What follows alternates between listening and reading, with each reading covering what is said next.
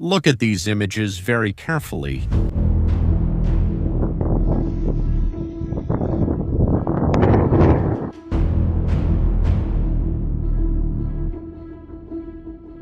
On the night of January 9, 2026, Putin launched one of the world's most terrifying missiles against Ukraine.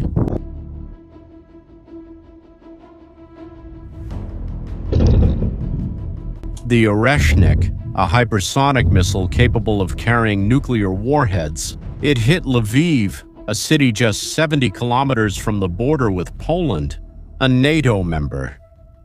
Putin thought he could do this without consequences. He was completely wrong because that same night, Ukraine responded, and what Ukraine did was instant, brutal, and changed the rules of the war. Keep watching because we're going to show you exactly what happened that night. To understand what happened, you need to know the scale of the Russian attack, and when you find out the numbers, you'll understand why the Ukrainian response was so brutal. The night of January 9th began like so many others in Ukraine. Families having dinner, children doing homework, people coming back from work. But at 6:30 in the evening, the sirens started to sound.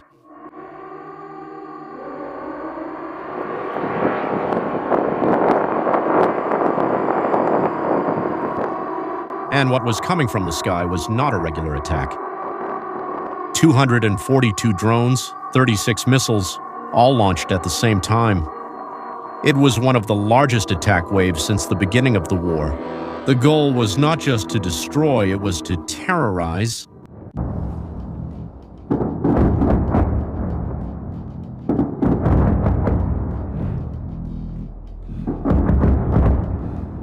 It was to make millions of Ukrainians spend the night in shelters, in the cold, not knowing if their homes would still be standing.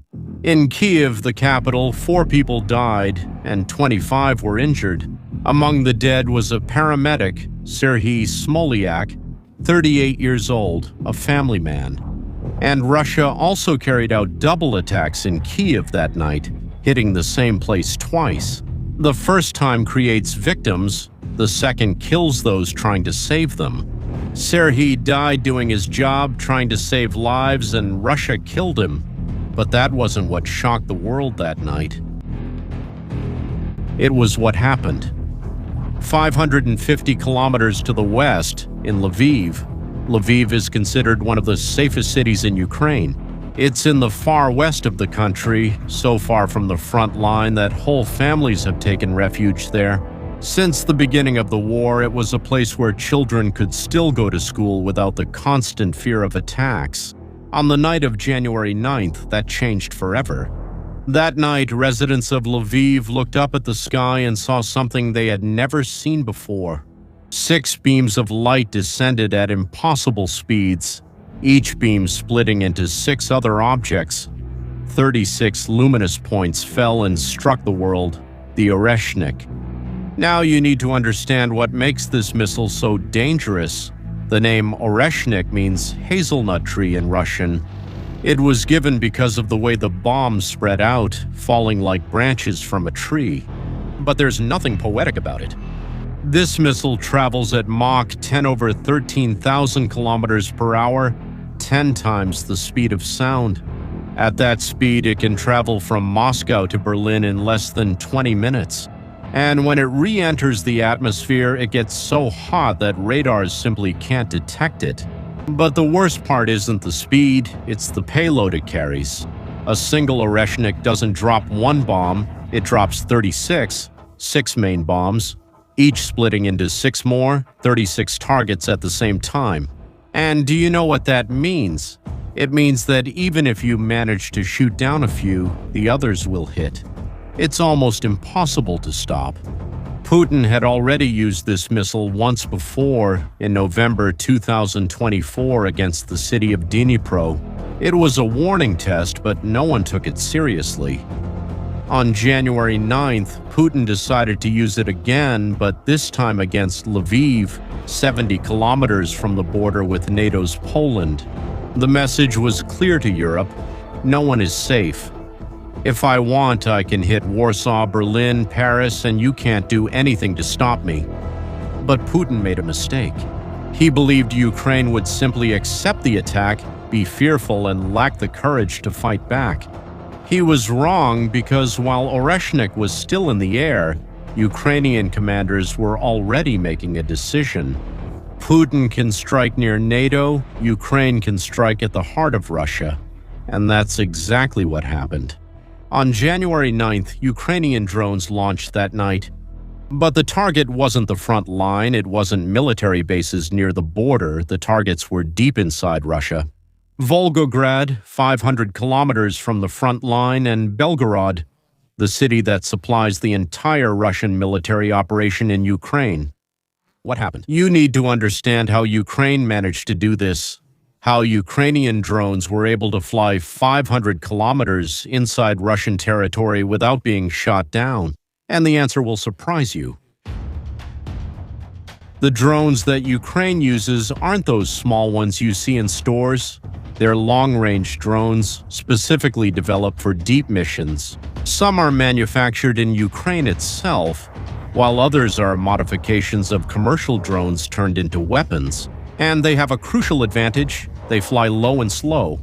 It sounds strange, right? Flying slowly being an advantage, but it is. Russian radars are optimized to detect fast planes and missiles, things flying at 800 kilometers per hour, 1,000 kilometers per hour. Ukrainian drones fly at 150 to 200 kilometers per hour, so low and so slow that they often go unnoticed. They did on the night of January 9th. The drones crossed hundreds of kilometers of Russian territory, following carefully planned routes to avoid concentrations of air defenses, flying over fields, forests, rural areas where the defenses are weaker, and they reached their targets. The first target was Volgograd, the city that used to be called Stalingrad. Do you know that name? There, the Soviet Union defeated the Nazis in World War II. It's a symbol of Russian resistance, and that's exactly why Putin never imagined it would be attacked, but it was. The specific target was the Zhutovskaya oil depot, a huge complex of tanks that store millions of liters of fuel. Fuel that supplies the Russian troops in Ukraine. Tanks, trucks, helicopters, everything depends on this fuel. The drones hit with surgical precision. The first explosion was followed by others, tank after tank catching fire. Witnesses reported that the light from the fire lit up the sky for miles. Firefighters tried to control the flames, but it was impossible. The fire was too intense. Millions of liters of fuel turned into smoke, and Russian military operations in southern Ukraine were compromised, left without fuel. Tanks halt, helicopters stay grounded, the war machine stops. But the second target truly made the difference. Belgorod is just a few kilometers from the border. Since the beginning of the war, the city has turned into a giant military depot. Everything goes through Belgorod: weapons, ammunition, supplies. It's the logistical heart of the Russian invasion, and on the night of January 9th, Ukraine decided to rip out that heart. The drones didn't just hit a military facility, they struck the power grid, transformers, and substations, the infrastructure that keeps a modern city running. And then, in the early hours of January 10th, something happened. 600,000 people woke up in the dark. Imagine this. You wake up in the night, it's freezing. You try the light, nothing. You grab your phone, no signal. You look out the window and see. The entire city is in darkness, and the temperature outside is 14 degrees below zero. No electricity, no heating, no running water. Hospitals are operating only with emergency generators, schools are closed, factories have stopped, and no one knows when the power will come back. Governor Belgorod publicly admitted the situation was extremely challenging. Teams were working to restore power, but the damage was extensive. It could take days or weeks, and Russian civilians were experiencing something on an unprecedented scale, what Ukrainians live through every day. The cold, the darkness, the uncertainty, the vulnerability, the feeling that their lives could change in seconds, and there's nothing they can do. Ukraine had brought the war inside Russia, and Putin had no answer. Enough. You need to understand what that night means, how it changed the war's rules, and why Putin might be losing control for the first time. For almost 3 years, Putin sold a narrative to the Russian people. The narrative was simple. The war is far away. It's happening in Ukraine, not here.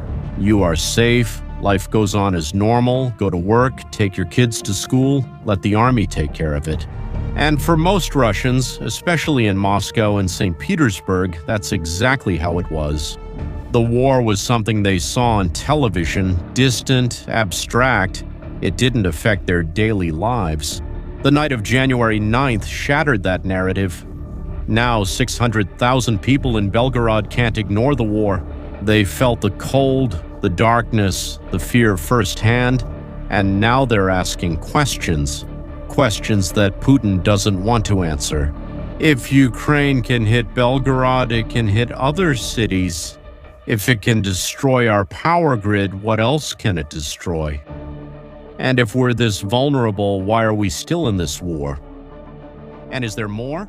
The attack on Volgograd wasn't just symbolic, it was strategic. Destroying fuel depots means that Russian military operations become slower, more difficult, more expensive, and the longer the war drags on, the harder it becomes for Putin to justify it. But the most important thing is what this attack showed to the world. It showed that Ukraine is not just defending, it's counterattacking, it's taking the fight to enemy territory, and it's doing so effectively. Putin launched the Oreshnik thinking he would intimidate Europe, thinking he would show power. No chances to shoot down those rockets. But what he achieved was the opposite. He showed desperation because countries that are winning don't need to launch nuclear missiles against civilian cities. Countries that are winning don't need to terrorize populations. And Ukraine? Ukraine showed something different, showed resilience, showed capability, showed that no matter what Putin throws at them, they will keep fighting, and more importantly, they will make Putin pay for every attack.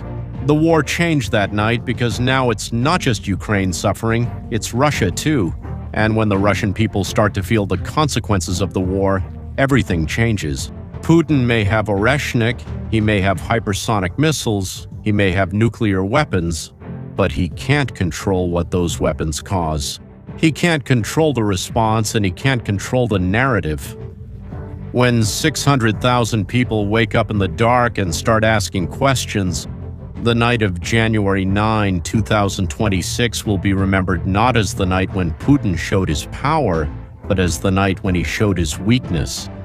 And you, what do you think? Do you believe Ukraine was right to bring the war into Russian territory? Or does this only make the conflict even worse? Leave your opinion in the comments. If you like this video, share it with your friends and subscribe to the channel. See you in the next video.